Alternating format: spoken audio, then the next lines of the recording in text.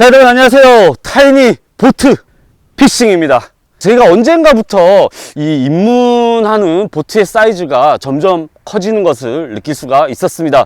약 한 2-3년 정도 전만 해도 우리가 보통 입문하는 보트라고 하면 뭐 고무보트나 카타보트 이런 소형급 보트들로 많이들 입문을 했다고 보면은 요즘에는 그 보트의 사이즈가 훨씬 점점 커져나가는 그런 추세인 것 같습니다. 그게 바로 이제 침체된 경기와도 관계가 있다라고 얘기를 하시는 분들이 계시는데요. 참 가슴 아픈 일이 아닐 수가 없거든요. 그러다 보니까 이런 소형 보트들이 점점 우리의 기억 속에서 잊혀져 가는 것 같아요. 제가 오늘 그런 의미에서 입문하기에 아주 좋은 그런 보트 업체 하나를 제가 여러분들한테 소개를 해드리기 위해서 이번 영상을 준비를 해봤거든요. 주변에서 많은 분들이 저한테 질문을 하십니다. 보트에 입문을 하고 싶은데 어떤 보트부터 입문을 해야 될지를 모르겠다라고 말씀을 하시는 분들이 참 많이 계시거든요. 그래서 제가 여러분들한테 소개를 해드리는 이 보트가 보트에 입문을 준비를 하시는 분들께 아마 많은 도움이 되지 않을까 생각하는 그런 의미에서 열심히 여러분들께 설명을 해드리도록 하겠습니다. 지금 제 뒤에 보이는 세대의 보트를 제작하는 업체는 충청남도 서천에 위치한 파도솔이라는 업체예요. 이 보팅을 어느 정도 몇 년 하신 분들이라 그러면은 거의 대부분들이 아실 만한 그런 업체거든요. 저 역시도 예전에 이 파도솔이 업체의 보트를 타고 다녔던 적이 있습니다.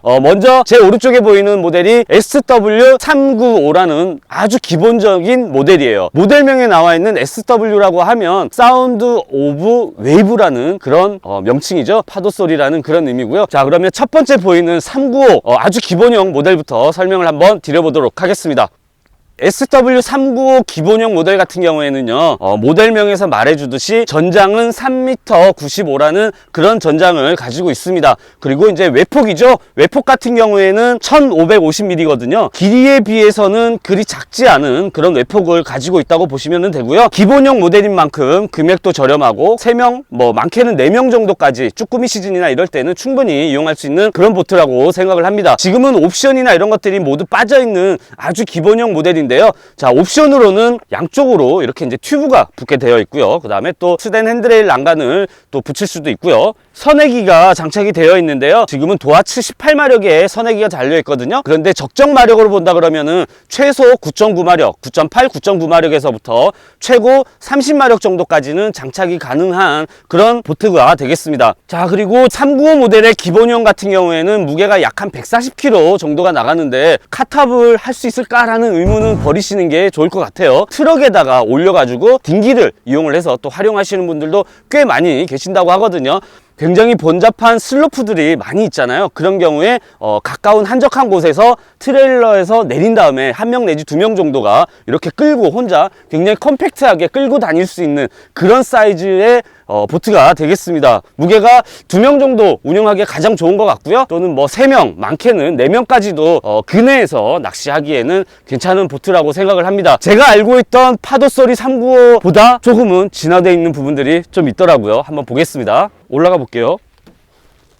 자, 선수 쪽부터 한번 확인을 해보겠습니다. 이렇게 1명 정도가 앉을 수도 있는 그런 공간이고요. 그 다음에 선수 쪽에는 이제 선수 사물함이 되어 있습니다. 한번 열어볼게요. 안쪽에는 앵커라던가 그 다음에 또 팬더 같은 거를 이렇게 보관할 수 있는 그런 공간이고요. 가운데 부분에는 어창이 위치를 해 있는데요. 이제 위쪽에 원형 해치가 있어서 이렇게 해서 여기에 작은 고기들을 넣을 수 있는 공간이고요. 파라솔 꽂이가 이렇게 이제 장착이 되어 있네요. 자, 얘는 이제 어창인데요. 여기까지 약 한 80cm 정도 되는 그런 길이의 어창이 되어 있습니다. 자연순환식 어창이 되어 있는 거죠. 제가 알고 있던 예전 초창기 때 파도소리 같은 경우에는 이렇게 이제 밀폐가 되지 않아서 물이 좀 밖으로도 튀어나오기도 하고 했었거든요. 그런데 이제는 꽉 밀폐가 돼가지고 밖으로 물이 튀어나올 일은 없을 것 같습니다. 자, 그리고 이제 가장 이 중요한 설명을 제가 하고 싶은 게 있는데요. 제가 이번에 이 촬영을 위해서 와서 봤는데 깜짝 놀랐습니다. 이 파도소리 395에도 부력의 공간이 이제는 형성이 되어 있더라고요.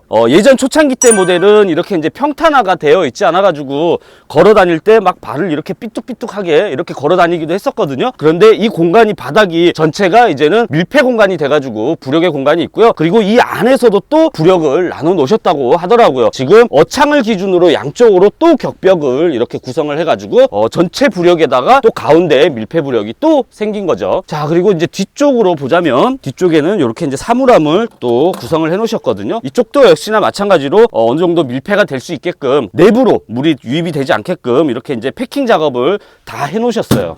이 공간이 각각의 공간이거든요. 지금은 기름통을 뒤쪽에다가 이렇게 이제 위치를 해놨는데요. 기름통을 안쪽에다가도 넣을 수가 있다고 합니다. 근데 안쪽에 넣을 경우에는 사물함의 공간을 잡아먹잖아요. 사실 이쪽 공간도 역시나 마찬가지로 이제 뭔가를 비에 젖어도 되는 물건들을 놔두는 공간이기는 한데 기름통을 밖으로 빼놓음으로써 안에는 비를 맞지 않게끔 그런 물건을 수납을 하면 될 것 같고요. 자, 그리고 이제 이 부분이 되겠습니다. 소형 FRP 보트들, 아주 기본적인 이런 보트들을 보면은 조금은 컴팩트하게 만들려고 하다 보니까 조금은 견고하지 못한 그런 부분들이 있었어요. 그런데 몇 년 전부터는 트랜섬과 앞쪽 사물함을 연결을 해주는 보강대가 생김으로써 트랜섬에 가해지는 그런 그 하중을 사물함과도 같이 이제 지탱을 해주는 거죠. 그래서 예전에 그런 이슈들이 참 흔하게 있었던 경우거든요. 트랜섬에 균열이 간다던가 이런 경우들이 꽤 많이 있었는데 이제는 이런 보강대를 설치를 함으로써 그런 우려가 거의 이제는 없어졌다고 보시면 될 것 같아요. 자, 그리고 이제 이 보강대에다가 지금 이렇게 이제 네모난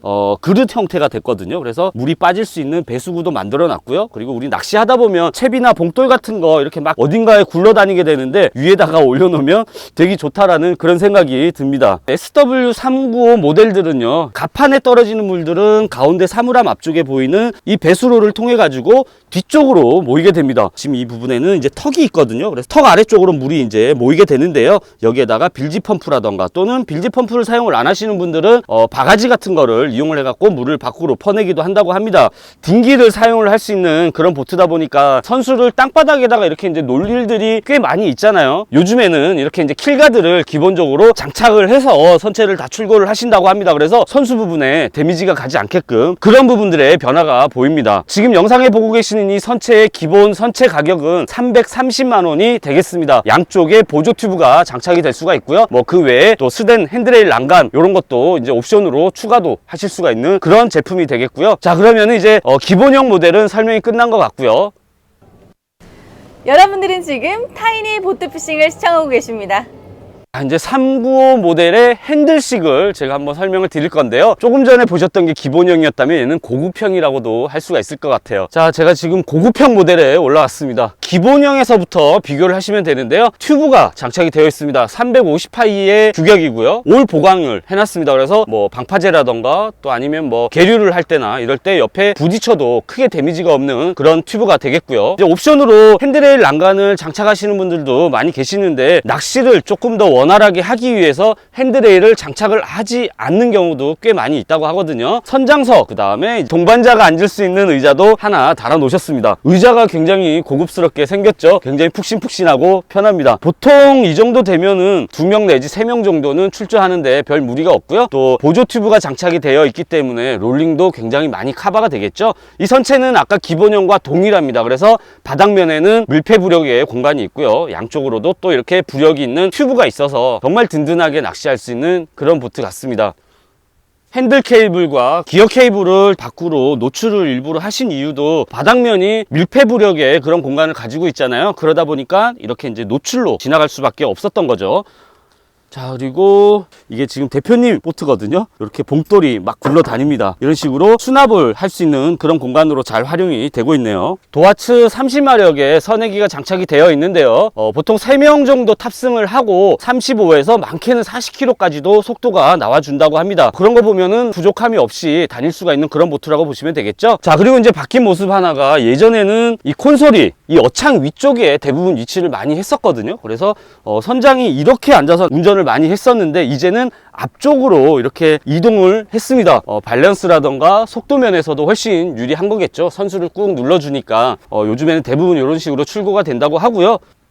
조금 전에 보셨던 395 기본형 모델과 지금 이 고급형 모델의 틀린 점이라고 하면 콘솔이 있다는 것과 그 다음에 보조 튜브가 달려있다는 거죠. 보조 튜브의 옵션은 85만 원이라고 합니다. 그리고 콘솔의 옵션 가격은 45만 원이거든요. 그러니까 130만 원을 더 추가를 하면 이렇게 핸들 타입으로 운영이 가능한 거죠. 그러면은 460만 원이 되겠죠. 자, 395 모델은 설명이 이제 모두 끝이 났고요. 자, 그러면은 430으로 한번 넘어가 보도록 하겠습니다. 아, 오랜만이다 진짜. 이것도 소소하게 바뀐 부분들이 꽤 있습니다. 이 보트로 말을 하자면 굉장히 달리기를 잘하는 녀석이에요. 그러다 보니까 적당한 어느 정도의 롤링은 또 감수를 해야 됐었죠. 예전에는 롤링 다이가 반대로 있었어요. 이 부분이 위로 올라가고 이 부분이 이제 아래로 내려오는 그런 형태였었는데 지금은 이제 반대로 돼 있습니다. 이건 이제 업체 대표님께서 몇 번의 테스트를 거쳐 보니 속도나 이런 부분에 대해서 훨씬 월등히 많이 뛰어나더라라는 그런 의미에서 이제는 롤링 다이가 반대로 위치를 해서 장착이 된다고 합니다. 이 보트의 제원은 4m30의 전장을 가지고 있고요. 외폭 같은 경우에는 1700입니다.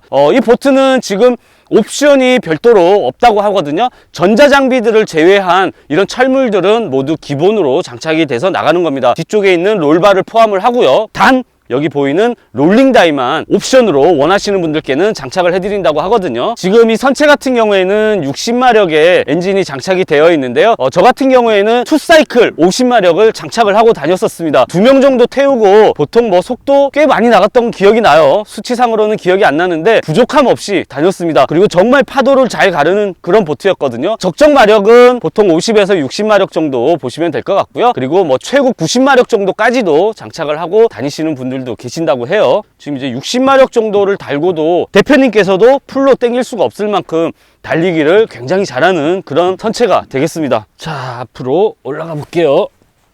야, 진짜 오랜만에 올라간다. 우리 예전 구독자분들은 많이 보셨던 그런 보트죠. 저는 너무 잘 압니다, 이 보트에 대해서. 앞쪽에는 이렇게 선수 사물함이 되어 앞으로 죄송합니다. 네, 맞습니다. 이렇게 여는 선수 사물함이었거든요. 그래서 앞쪽에는 널찍하게 선수 사물함이 되어 있고요. 전동릴 단자가 이렇게 달려 있습니다. 그래서 앞쪽에서도 전동릴을 뽑아서 쓸 수가 있고요. 그리고 양쪽으로 사이드 포켓이 되어 있습니다. 그래서 뭐 봉돌이라던가 이런 거를 보관할 수 있는 곳이고요. 그 다음에 여기 보이는 곳은 바로 어창이 되겠습니다. 이 어창의 깊이가 꽤 깊어요. 약 한 1m 20 정도 되는 그런 깊이의 어창이거든요.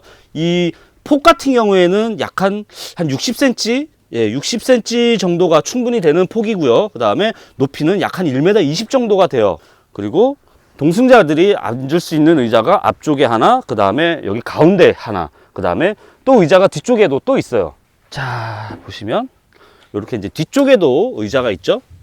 뒤쪽에도 의자가 있고, 그리고 주유구가 가운데 이렇게 위치를 해 있습니다. 기름을 넣을 수 있는 주유구가 되겠고요. 그리고 바닥에 배수구가 되겠죠. 가판으로 들어온 물들이 바닥으로 내려가서 빌지를 통해서 밖으로 배출이 되게 되어 있습니다. 그리고 이제 기름통은 이쪽에 매립이 되어 있죠. 이렇게 보시면은 아래쪽에 기름통이 매립이 되어 있는 겁니다. 그리고 양쪽으로 사이드 포켓이 또 되어 있고요. 그리고 이제 선장석이 되겠습니다. 뭐 요즘에 아주 많은 그런 보트들이 티그 매트를 붙여서 나가는데 지금 이 보트 같은 경우에는 바닥면을 이렇게 논슬립 처리가 아예 돼서 나옵니다. 그래서 미끄럽지가 않은 그런 바닥을 갖고 있거든요. 그래서 티그 매트를 굳이 시공을 하지 않아도 되고요. 지금 이 파도소리 430 모델 같은 경우에는 등록증상 정원은 5인이고요 3명에서 4명, 많게는 5명까지도 근해에서 낚시하는데 무리가 없는 그런 보트가 되겠습니다. 롤링에 좀 민감하신 분들은 이렇게 이제 롤링 다이를 장착을 함으로써 롤링에 대해 어느 정도 대비가 가능한 그런 보트가 되겠고요. 별도의 옵션이 없다 보니까 그 외에 추가금들이 거의 없다고 보시면 되겠죠. 자, 지금 430 모델 같은 경우에는 770만 원이라는 금액으로 판매가 되고 있는데요. 롤링 다이만 50만 원이라는 금액에 옵션으로 장착을 해주신다고 합니다. 자, 그러면은 세대 보트 설명을 제가 모두 다 해드린 것 같습니다. 바다에 나가면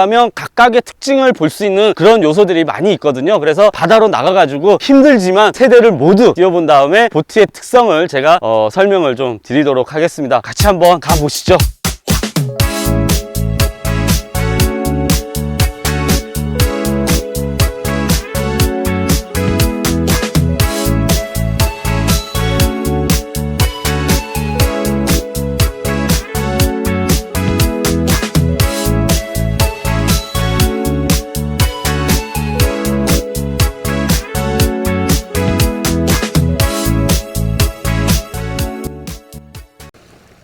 지금 430은요, 보시다시피 슬로프 끝단이 이제 막 보입니다. 그래가지고 보트를 내리지를 못했어요. 아쉽지만, 혹시라도 이 430 보트의 주행감이라던가 이런 걸 보시고 싶으신 분들은 제 영상에 아주 오래전 영상들을 보시면은 430 보트와 관련돼가지고 주행된 그런 기록들이 좀 남아있을 거예요. 그걸 참고 부탁드리겠습니다.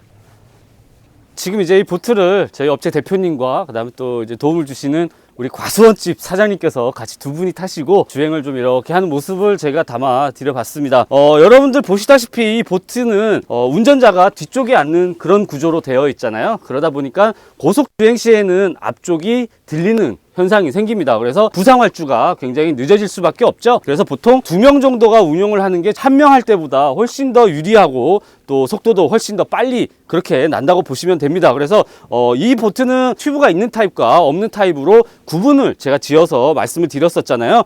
그러니까 튜브 있는 타입 같은 경우에는 이 로링이 당연히 적을 수밖에 없겠죠. 하지만 속도를 달리거나 급선회를 할 때는 오히려 튜브가 없는 이런 모델들이 급선회를 하기에는 훨씬 좋은 모델이 되겠습니다. 낚시보트잖아요. 뭐 그렇게 급선회를 할 일이 얼마나 있겠습니까? 지금은 잔잔한 바다거든요. 내항이죠. 이렇게 선체의 기울임이 튜브가 있는 모델에 비해서는 훨씬 더 심할 수밖에 없습니다.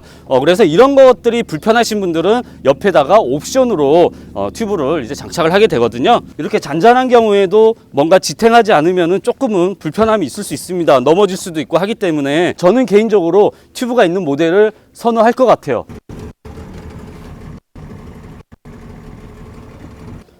자, 이 모델 같은 경우에는 튜브가 없는 모델에 비해서 훨씬 더 안정적이죠. 튜브가 어느 정도 기울어지고 나면은 튜브가 수면과 닿기 때문에 더 이상 기울어지지가 않습니다. 자, 뭐 2명에서 3명 정도, 또 많게는 4명까지도 쭈꾸미 낚시 충분히 가능한 그런 보트가 되겠습니다.